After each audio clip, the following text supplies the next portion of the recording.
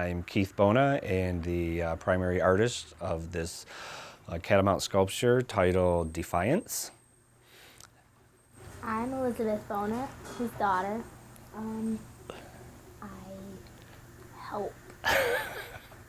We sort of went with the cliche of what the catamount is. The catamount for Bennington, with the Bennington War, and where the strategies were being planned by Ethan Allen and the Green Mountain Boys. So that's the base of the theme, and then it's got a lot of Vermont attributes in it, from the sheer maple bark on the body. The stone is to represent granite. We'll probably have a couple hidden secrets in there as we proceed.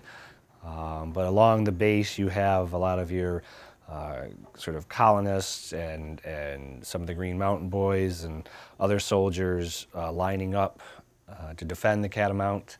And then up on top up here, you will be a actual battle scene where they're in the field. And then we got some wording in here for Bennington. There's quotes on each side from Ethan Allen. The two flags, I'm going to move to the side there. So we have, while this will be the Green Mountain Boys flag, and this is sort of a representative of the first American flag, while the war wasn't going on when this flag existed, but it's sort of, this scene evolves into us becoming America. Independent, I should say. Well, I know my favorite part. I like the natural stuff. Originally, I submitted 2 designs, and one would have been, it was all the bark and granite and sort of the all natural Vermont elements. The other one was more full a revolutionary scene, but I tend to like trying to make the sculpture bring it back to its natural elements. So I like the bark and the stones, which actually Elizabeth was a big part of doing. That was her job. Putting it all together, I don't know, because I did it over a period of time. Yeah, you've only spent maybe 4 or 5 hours on it. Yeah. Overall, right now, we've only put about 12 hours into it. So we're running tight here. We have a lot left to do, but it comes together, pretty quick. I mean, a lot's happened in 12 hours, so hopefully another 12 hours gets it complete. I will be, yes. It's always fun to go to those events and see them out in public. And this year will be more exciting because the last ones I've done, I didn't have my daughter involved. So, it's a learning experience for her, and she does other things besides the art that are involved in the public, from her music to her education projects. So this is a nice one for her.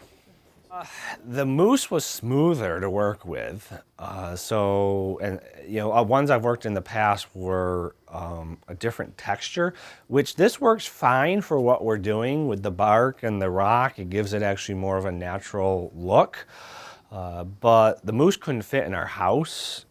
So at the time I didn't have the store, and I could have brought this in the house, but I said, you know what, we're going to put it in our front window of the store.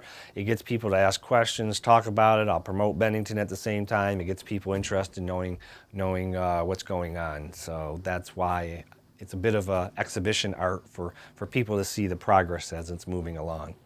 You can see some of the progression she's done, like the tail is bark that she has sort of started. And you want to explain sort of how you layered it up?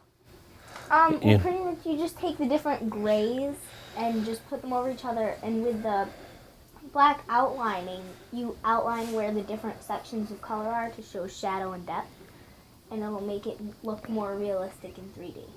And then later the moss is added. So you can see sort of the different, how the tail is much simpler at this point than maybe this section of the leg. But the nice thing is that why it's a good project for her, if you slip or mess up a little, you don't really notice it. It's very organic. But even the soldiers and the figures are going to be sort of rough. They're going to be, a bit primitive. That's the style. Actually, I think I have over here this is the design. Move to the side here. You know, that I did last November. So you can get a sense it hasn't changed too much. You know, I did decide to bring in the blue over here.